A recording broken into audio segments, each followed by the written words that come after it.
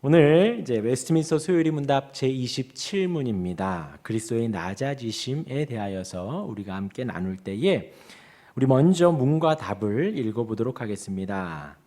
그리스도의 낮아지심은 어디에 있었나요? 우리 답 우리 앞에 보시면서 함께 읽겠습니다. 시작. 그리스도의 낮아지심은 그가 비천한 처지에서 출생하신 것, 율법 아래 놓이신 것, 이생의 비참함과 하나님의 진노, 그리고 십자가의 저주의 죽음을 겪으신 것, 그리고 장사 지낸 바 되셔서 얼마 동안 죽음의 권세 아래 머물러 계셨던 것에 있었습니다. 아멘. 우리 지난주까지 그리스도의 3대 세 가지 직분에 대하여서 나누었습니다. 선지자 직분, 제사장 직분, 왕의 직분 이렇게 나누었지요. 네, 우리가 아까 제가 기도한 대로 성령 하나님 우리를 가르쳐 주옵소서 하면 선지자 직분에 대하여서 지금도 하고 계시는 그 은혜를 말합니다. 주님 우리를 가르쳐 달라고 우리가 기도하는 것이지요. 우리가 믿는 예수님에 대하여서 계속해서 나누고 있습니다. 우리가 예수님을 믿는다 하여서 이제 우리가 지금 8월 9월 돼가지요. 12월 되면 성탄절에서 주님 탄생하셨다. 그러한 예수님만 아니라 또 고난주간 예수님 죽으시고 부활절 예수님 부활하셨다. 그 정도만의 예수님이 아니라 우리가 나를 죽기까지 사랑하신 그 주님, 나의 모든 것을 아시지요. 주님이 하나님께서 나를 만드셨기에, 우리를 만드셨기에 우리의 머리털 하나도 다 아시고 안고 일어섬도 아시는 주님이십니다. 그 주님은 우리에게 믿음을 주시고 우리를 사랑하셨죠. 우리 또한도 그 주님을 사랑하는 것입니다. 우리 그 주님을 믿는 것이지요.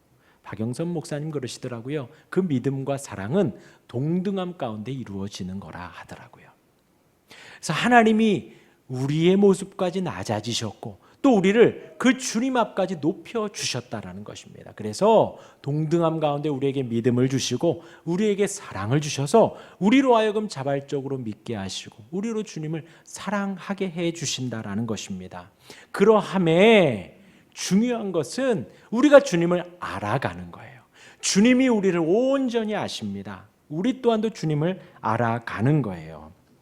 주님의 왕의 직분을 알고 주님의 선지자 직분을 우리가 알아가고 제사장 직분으로서 희생과 중보의 사역을 알고 또 지금도 왕으로서 다스리시는 그 그리스도의 주님을 알아가는 것입니다. 또 지금도 보호하고 계심을 왕으로서 나의 왕으로서 보호하고 계심을 우리가 알아가는 것이죠. 그렇게 우리가 주님을 알아가고 이번 주 계속해서 말씀 기도회를 합니다. 마가복음을 우리가 읽고 있지요. 그 주님을 한 절 한 절 읽으면서 우리가 주님을 알아갑니다. 또 마가복음 이어서 이제 내일이면 또 마가복음 끝날 것 같아요. 끝나면 누가복음 또 이어서 가고요. 같은 비슷한 시각으로 기록되어진 그 주님을 우리가 한 절 한 절 알아가는 것입니다. 나의 구주 되신 주님이 이런 분이셨구나. 나의 구주 되신 주님이 이 땅에서 이렇게 말씀하셨고 이렇게 대하셨고 이렇게 치유하시고 이렇게 인도해 가시는구나. 주님을 그렇게 알아가는 것입니다. 그것만으로 우리가 행복한 거예요. 한 절 한 절 나오는 주님의 말씀 그 한 절로 우리가 행복한 것입니다. 그 주님을 알아감으로 우리가 기쁘고 즐거운 거예요. 오늘도 그리스도의 낮아지심을 함께 나누어 보도록 하겠습니다. 그 주님을 알아가는 것입니다. 우리 주님이 어떻게 낮아지셨는지 나누도록 하겠습니다. 답을 좀 살펴보면요. 답을 좀 살펴보면 그리스도의 낮아지심은 그가 비천한 처지에서 출생하신 것, 그것으로 시작을 하는 거예요. 출생하신 것, 그 다음에 율법 아래에 놓이신 것, 출생하셔서 살아가시는 그 공생의 사역, 사람으로서의 살아가는 그 삶이 율법 아래에서 살아가는 것이지요. 그것 또한 비참함이다. 그것 또한 낮아지심이다라는 거예요. 또한 이 땅에서 육신으로 살아가면서 비참함과 하나님의 진노 가운데 있다는 것. 얼마 전에도 말씀드렸지요. 예수님이 십자가에서 죽으신 것은 빌라도가 죽인 것도 아니고 사람들이 바라바를 놓아주고 예수를 십자가에 못 박으소서 해서 그 유대인들이 죽인 것도 아니다라는 거예요. 하나님께서 죽이셨다라는 것이죠. 하나님께서 진노 가운데 그렇게 두셨고 결국 십자가의 저주의 죽음과 장사 지낸 바 죽으시고 십자가에서 죽으시고 장사 지내셨죠. 무덤에 묻히시면서 3일 만에 3일간 죽으셨습니다. 그래서 이렇게 이것을 이제 정리를 해보면요, 세 가지로 나눌 수 있는데 첫 번째는 성육신, 또 두 번째는 뭐라고요? 지상 생애, 이 땅에서의 삶을 말하고요. 세 번째는 십자가 고난과 장사 지냄. 이렇게 그리스도의 낮아지심은 이 세 가지로 구분을 할 수 있습니다. 세 가지를 함께 나누도록 하겠습니다. 첫 번째, 성육신 하신 것. 성육신하여 낮아지셨습니다. 그리스도는 성육신하심으로 낮아지셨습니다. 만약 저와 여러분이 벌레로 변할 수 있다면, 요즘에 참 특이하더라고요. 현관을 나가면 메뚜기 같이 생긴 끝에 침 달린 게 들어와요. 나도 몰라요. 뭔지 모르겠는데 현관문을 나갈 때 꼭 그게 한두 마리가 이렇게 들어와 있거나 들어옵니다. 그러면 메뚜기 같이 생겼어요. 이렇게 뛰어요. 근데 그 곱등이는 아니고 또 귀뚜라미인가요? 하여튼 그 비슷하게 생긴 끝에 뾰족한 게 들어와요. 그게 우리는 벌레라고 하죠. 그래서 우리가 만약에 그렇게 벌레와 같이 된다면, 성경에도 시편에도 욥기에도 이 벌레와 같다라는 이제 표현이 나오잖아요. 벌레는 일반적으로 무척주 동물이라고 합니다. 그리고 동물 중에 가장 하등 동물, 작게는 1mm도 안 되는 그런 것들이 있다 하지요. 그러니까 만약에 인간이 벌레로 변한다면 그것은 굉장히 낮아지는 거죠. 대화도 되지 않고 무엇을 먹는지 어떻게 사는지 우리가 전혀 알 수 없습니다. 우리와는 전혀 교류가 되지가 않죠. 그것이 낮아지는 것인데, 하물며 하나님의 아들이신 그리스도께서 인간의 육체를 입으셨다라는 그 자체가, 성육신하셨다라는 자체가 큰 낮아지심이다라는 거예요. 그 시작이 바로 무한하고 영원하고 불변하신 하나님, 우리 그 하나님의 특성에 대하여서 배웠지요. 무한하시다 했습니다. 영원하시다 했어요. 변하지 않는다 했습니다. 우리 하나님, 그러한 성자 하나님이신 그분이 공간과 시간의 유한한 곳으로 들어오신 것이다라는 거예요. 유한한 한계가 있는 인성을 취하셨다. 성육신은 인성을 취하셨다라고 하는 거예요. 하나님 시점에서 취하셨다라고 고백을 하는 겁니다. 주님을 높이면서, 아시겠죠? 그래서 성육신 그 자체가 큰 낮아지심입니다. 우리가 잘 알듯이 주님은 말구유에서 태어나셨지요. 어린 아기로 태어나신 그 자체가 낮아지심의 시작이지요. 그래서 우리 가장 여기에 있는 막내 하준이도 손이 많이 가죠. 일어나고, 우리 최하준이요, 일어나고 자고 먹고 싸고 하는 그 모든 것에 어머니의 손길이 들어갑니다. 그리고 그 이전에는 이제 뱃속에서 태어나면 목도 못 가눠요. 목도. 그래서 목도 잘 잡아줘야 하고 척추도 잘 버텨 주어야 합니다. 그런 가장 어린 아기의 모습으로 태어나셨다라는 거죠. 누가요? 하나님이신 그분이요. 온 세상을 만드신 그분이, 온 세상을 다스리시는 그분이, 이 세상에 그분보다 큰 존재가 없지요. 그분이 가장 크시고 그분이 가장 영화롭습니다. 가장 아름다우신 그분이 가장 낮은 사람의 몸으로 태어나셨다라는 것입니다. 그것이 바로 낮아지심의 시작입니다. 그리스도가 취하신 인성은 성령으로 잉태되었습니다. 성령으로. 그래서 성령께서 동정녀 마리아의 몸에 하나님의 능력으로 임하신 것입니다. 그래서 어떤 신학자들이 그렇다 해요. 그 마리아조차도 죄가 있는데 어떻게 하나님이신 그분이 태어날 수 있겠는가 하지만, 그 누가복음의 기록에 보면 성령께서 임하셨다라는 거예요. 그래서 성령이 임하셔서 동정녀인 처녀 마리아에게 잉태하게 하셨다라는 거죠. 그래서 그의 죄된 그녀에게서 사람이 태어날 수 있는가, 그것에 대한 물음표 가운데에 우리가 시작할 물음표는 뭐냐면 처녀인 그녀가 어떻게 잉태하여 아이를 낳겠는가라는 거예요. 그 모든 것이 신비 가운데에서 그 시작은 성령의 임하심 속에 성령으로 잉태되었다라는 거죠. 그래서 그녀의 죄된 모든 것이 일반 사람들과는 달리 죄책과 죄의 오염에서 자유롭게 그렇게 마리아의 몸에서 예수님이 탄생하셨다라는 것입니다. 성령의 임하심으로 그 부분을 완벽하게 보완하시고 그 가운데 출생하셨다라는 것입니다. 그렇게 하여서 태어나신 그분이 여전히 육신이 갖는 연약함이 있다라는 거예요. 전능하신 그분이 유한하신 육신을 입었기 때문에 육신이 갖는 연약함이, 죄가 있는 게 아니라 연약함이 있다라는 거예요. 그래서 배가 고프시기도 하고, 그래서 피곤하시기도 하셨다라는 거예요. 그래서 주무시고 식사를 하셨죠. 그 모든 것이 사복음서에 다 기록되어 있습니다. 그리고 이제 오늘 본문을 보겠습니다. 2장 빌립보서 2장 6절이지요. 그는 근본 하나님의 본체시나. 하나님의 본체라는 거예요. 그 영광스러운 하나님과 같은 분이시다라는 거죠. 영광이 같고 능력이 같고 무한하심이 같고 영원하심이 같은 그 근본 하나님의 본체를 가지신데 하나님과 동등됨을 취할 것으로 여기지 아니하시고 자기를 비워 종의 형체를 가지사 사람들과 같이 되었다. 사람을 취하셨다라는 거예요. 사람들과 같이 되셨다라는 거예요. 친히 그분께서 사람의 모양으로 나타나사 자기를 낮추시고 죽기까지 복종하셨으니 곧 십자가에 죽으심이라. 그래서 이 6절에서 8절까지가 주님의 낮아지심을 빌립보서에서 표현하고 계신, 사람을 취하신 것에서부터 십자가에 죽기까지 그 낮아지심을 표현하고 있습니다.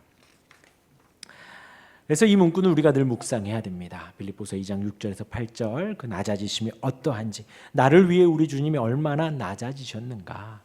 가장 높으신 그분이 가장 낮은 곳까지 내려오셨다라는 거예요. 항상 묵상해야 합니다. 그래서 이렇게 우리의 인성을 취하셨기에 주님은 우리의 모든 약함과 악함을 동정하십니다. 약함도 동정하시고 악함도 동정하시는 거예요. 인간의 몸을 입으셨기 때문에. 그래서 낮아지심의 시작은 성육신이고요. 이제 두 번째로 가서 지상생애 속에서 낮아지셨습니다. 지상생애, 이 땅을 살아가시면서 육신을 입으셨기 때문에 율법 아래로 내려가셨지요. 그렇게 육신을 입으시고 친히 율법 안에서 사셨습니다. 왜 이 말씀을 계속 율법 안에를 제가 말씀을 드리냐? 하나님은 창조주이시지요. 그리스도와 함께 법을 만드신 입법자이십니다. 입법자. 근데 입법자로서 그리스도는 하나님이시기에 우리에게 율법을 지키라고 명령하셨지요. 높으신 그분이, 창조주이신 그분이 피조물들에게 하신 그 명령인 거예요. 사람에게 하신 그 명령인데, 그 명령 하신데 하나님이신 그분은 율법을 지킬 의무가 없다라는 거예요. 하나님이시기 때문에. 하나님이신 그분이 사람에게 하신 명령이기에 하나님은 율법을 지키실 의무가 전혀 없다라는 것입니다. 그럼에도 불구하고 율법을 순종하여 하나님의 의를 완성하셨다라는 거예요. 그래서 마태복음 5장 17절 말씀에 보면요, 내가 율법이나 선지자를 폐하러 온 줄로 생각하지 말라. 폐하러 온 것이 아니요 어떻게 하러? 완전하게 하려 함이라. 완전하게. 그래서 그 주님은 그 구약에 예언하신, 하나님께서 친히 입법하신 그 법들을 폐하고 없이하고 무시하러 오신 분이 아니라 지극히 낮아지셔서 그 율법 하나하나를 다 완성하고 완전하고 완벽하게 하게 하시기 위해서 이 땅에 오셨다라는 것입니다. 그 율법 아래 살아가시면서 여러 가지 비참함을 겪으시죠. 첫 번째로 마귀의 시험을 받으십니다.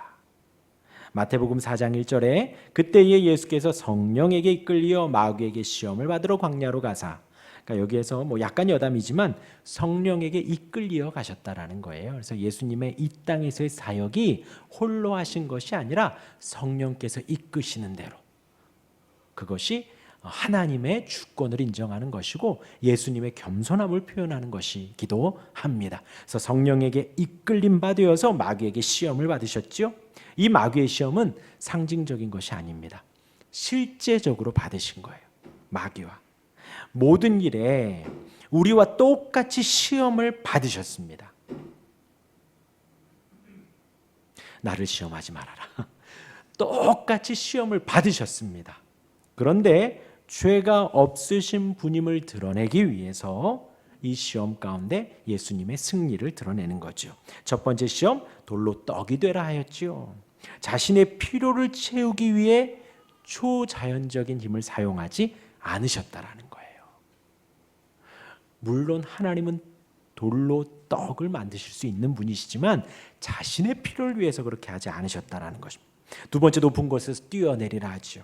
뛰어내리고 살아나면 많은 사람이 추앙하고 따를 것입니다. 그러나 예수님은 많은 추종자를 얻기 위해 자신의 힘을, 그 기적을 일으키지 않으셨습니다. 세 번째, 사탄에게 절하라 합니다. 타협하라 하죠. 그를 높이라 하죠. 예수님은 사단과 타협하거나, 이것은 곧 죄와 타협하는 거죠. 죄와 손잡는 것이죠. 그렇게 사역을 감당하지 않으셨다라는 거예요. 우리가 성도로 살아가며 죄와 사단과 타협하거나 그와 손잡지 않는다라는 거예요. 그렇게 하나님의 영광은 드러나는 것이 아니다라는 것입니다. 우리 주님 이 세 가지 모든 시험을 감당하시면서 전혀 죄를 짓지 않았다라는 거예요. 아담은 그 유혹 속에서 죄를 지었지요. 하지만 두 번째 아담 예수님은 그 유혹 가운데에서 죄를 짓지 않았다라는 것입니다. 오직 이 모든 시험은 그 시험을 감당하시면서 죄를 짓지 않았음을, 예수님은 온전한 죄가 없으신 하나님이심을 드러내는 것이고 예수님만이 유일한 그리스도이심을, 메시아이심을 드러내시기 위하여서 이 사건이 있는 것입니다. 말씀드렸어요. 상징적인 게 아닙니다. 지금 이 마태나 마가나 누가나 우화적으로 이 글을 지어낸 것이 아니라 실제적으로 있었던 것을 이렇게 예수님의 메시아이심을 드러내기 위하여서 이렇게 기록을 한 것입니다. 마귀의 시험을 받으시면서 낮아지셨다라는 거예요. 그렇죠? 그리고 두 번째로 이 땅 지상생애를 살아가시면서 유대인들 종교 지도자들로부터 온갖 음모와 비난을 받으셨습니다. 누구로부터요? 유대인들로부터. 누구로부터요? 종교 지도자들로부터요. 그러니까 예수님이 성경의 성취로, 구약의 성취로 오신 분이신데 그 성경을 가장 많이 알고 있다, 지구상에서 제일 많이 알고 있다고 하는 유대인들과 그때 당시 종교 지도자들로부터 음모를 당하시고 비난을 당하셨다라는 거예요. 심지어 바리새인들에게 귀신의 왕 바알세불을 힘입은 자라는 비방을 듣습니다. 마태복음 12장 24절이죠. 바리새인들은 듣고 이르되 이가 귀신의 왕 바알세불을 힘입지 않고는 귀신을 쫓아내지 못하느니라 하거늘. 주님이 병을 고치시고 귀신을 쫓아내자 그들이 이렇게 깎아내리는 거예요. 그들이 이렇게 비난하는 거예요.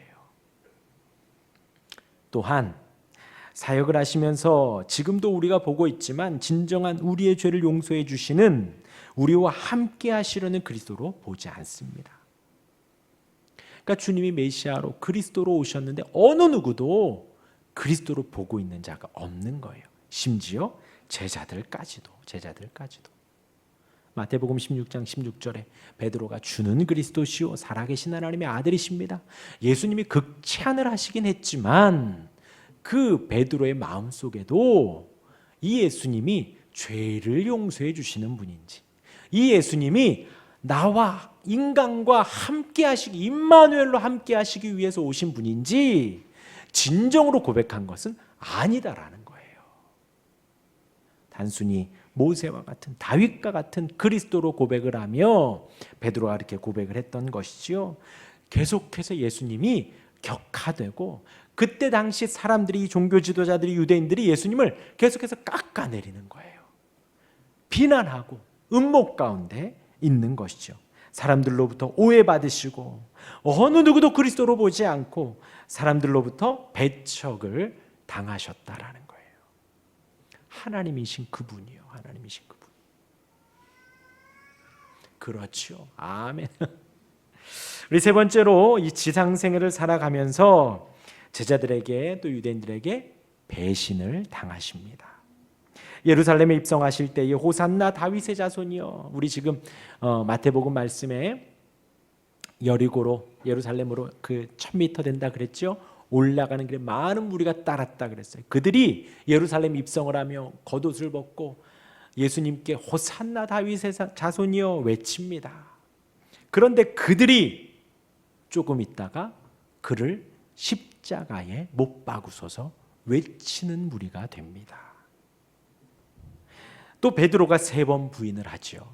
바로 예수님의 가장 가까이에 있고 예수님으로부터 항상 2인칭으로 주고받았던 가르침을 받았던 그 베드로조차도 부인합니다. 어느 정도냐? 마태복음 26장 74절에 그가 저주하며 맹세하여 이르되 나는 그 사람을 알지 못하노라 하니 곧 닭이 울더라. 예수님을 가장 가까이에서 보고 먹고 자고 했던 그 베드로조차도 예수님을 향하여서 그렇게 저주까지 한 것이에요. 그렇게 지상생애에서 가장 비참한 삶을 사셨습니다. 가장 비참한 인생을 사셨죠. 그리고 이제 세 번째로 십자가 고난과 장사되면서 낮아지셨습니다. 지상생애에서 그러한 고난을 받으셨고요. 세 번째로 십자가상에서 고난과 죽으시고 장사 지내시면서 낮아지셨습니다. 그리스도는 본디오 빌라도에게 고난을 받으셨지요. 이것은 이방인 빌라도의 법정에서 죄수로 행악자로 온갖 모욕을 받으시면서 정죄받으신 것을 나타내는 거예요. 그러니까 예수님이 단순히 이스라엘 무리들에게 휩쓸려서 십자가에 달린 것이 아니라 당시 로마 법정에서 이방인들에 의해서 유죄 판결을 받았다라는 거죠. 근데 그 유죄 판결을 받는데 그때 당시 유대인들과 그 주변에 있는 모든 사람들이 예수님을 향하여서 혐의점을 2사람 이상 똑같이 말한 사람이 없지요. 그것은 곧 거짓 고소와 거짓 증거로 예수님이 유죄 판결을 받으셨다라는 것입니다. 이는 우리가 하나님의 최후 심판대 앞에서 정죄받는 모습을 연상시키는 거예요. 마지막 때에 저와 여러분들이 그 자리에 섰어야 하는 것입니다. 많은 사람들로 하여금 손가락질과 비난과 조롱과 저 사람은 유죄야 하는 모든 야유를 우리가 들으며 하나님으로부터 정죄받아야 하는 그 심판 속에서 우리가 받아야 하는 그것을 그렇게 되지 않도록 주님이 대신 받으신 것입니다. 이 부분만 생각하면 먹먹하죠. 사람들이 주님께 야유하고요. 그 어느 것도 일치하는 거짓 증언이 없다라는 거예요. 그런데 그분만 이 자리에 묵묵히 앉아 계시고 그 주위의 모든 이들이 그 주님을 향하여서 주님이 3년 공생에 사역하시며 죄를 지은 것이 없고 사람을 해한 것이 없고 그의 입에서 누구를 향한 욕설이나 비난이 나온 것이 없는데 그 주님을 그 모든 사람들이 정죄하고 있는 것입니다. 우리가 그 자리에 서야 하는데 주님이 대신 받으신 것이지요. 나 대신 유죄 판결을 받으신 것입니다. 그리고 십자가에서 모든 물과 피를 다 쏟으셨습니다. 숨을 거두셨지요. 죽으셨습니다. 내가 그렇게 죽어야 하는데 예수님 그렇게 대신 죽으신 것이지요. 그리스도께서 십자가에서 자신을 하나님께 희생 제물로 드리심으로 하나님 아버지의 의를 단번에 성취하신 것입니다. 하나님이신 그분이 직접 제물이 되셔서 그렇게 죽으신 것입니다. 제사장 직분에서 우리가 배웠지요. 희생이라고 하였습니다. 그리스도께서 우리의 구원을 위해 피 흘리심으로 하나님의 진노를 진정시키셨습니다. 주님이 대신 서심으로 우리를 향한 하나님의 진노를 진정시키셨죠. 우리의 불의와 우리의 죄와 연약함을 덮어주시기 위해 주님의 사랑과 긍휼인 것입니다. 갈라디아서 3장 13절 앞에 나왔죠. 제가 읽어드리겠습니다. 그리스도께서 우리를 위하여 저주를 받은 바 되사 율법의 저주에서 우리를 속량하셨으니 기록된 바 나무에 달린 자마다 저주 아래에 있는 자라 하였습니다. 주님이 죽으심으로 우리를 위협하는 죽음과 그 권세를 정복하셨습니다. 이어서 그리스도는 장사되셨죠. 무덤에 묻히셨다라는 거예요. 우리나라는 땅속에 매장하는 문화지만 이때에는 동굴에 매장하는 문화였습니다. 그래서 예수님이 세마포에 쌓여서 한 번도 장사 지낸 바 된 적 없는 동굴에 들어가셨죠. 그리고 동굴문이 닫히고 임봉되었습니다. 3일 동안 사망의 권세 아래 계심으로 낮아지셨습니다. 가장 큰 고통은 하나님과의 단절이라 그랬지요. 예수님을 때리는 그 채찍이 아니라 예수님께 쓰여진 가시면류관이 아니라 주님의 손과 발에 박혀진 대못이 아니라 하나님으로부터 버림받고 하나님으로부터 단절되는 것이 가장 큰 고통이었습니다. 그것이 사망의 고통이고요. 그 고통이 바로 지옥의 고통입니다. 장소적인 개념이 아니라 그랬어요. 하나님과의 떨어지는 그 지옥의 고통을 우리가 상상하기 힘든 괴로움과 고통 속에 갇혀 계셨습니다. 이것이 하나님의 심판이지요. 우리가 받아야 하는 그 심판을 주님이 대신 받으신 거예요. 우리가 그 주님을 의지하지 않으면 우리도 그러한 심판을 받게 되는 것입니다. 믿지 않는 이들이 지옥 간다, 불지옥이다 하지만요, 그 고통은 우리가 상상할 수 없는 거예요. 저와 여러분들이 정말 은혜 가운데 하나님의 긍휼 속에 이 자리에 있는 것이지만 그 하나님의 긍휼이 아니라면, 하나님의 사랑이 아니라면 우리는 이 고통을 오롯이 감내해야 하는 거예요. 예수님의 이름 의지한다라는 그 예수님의 이름이 바로 이 모든 고통이 담겨져 있는 것입니다. 우리가 정말 처절하게 그 주님의 이름을 의지하지 않으면 안 되는 거예요. 주님이 우리를 처절하게 사랑하셨기 때문입니다. 하나님의 심판이죠. 그것을 우리가 당해야 하는데 예수님이 대신 당하셨습니다. 그렇게 하나님의 진노를 막아주셨고 하나님의 의를 만족시켜 주셨습니다. 정리하겠습니다. 이제 소유리 문답 예장 합신 측에서 나온 해설서의 결론 부분을 같이 제가 한번 읽으면서 마치도록 하겠습니다. 눈으로 한번 따라가 보셔요. 그리스도께서 낮아지신 것은 그가 사람의 아들이 되심으로 우리도 자신과 같이 하나님의 아들이 되게 하기 위해서입니다.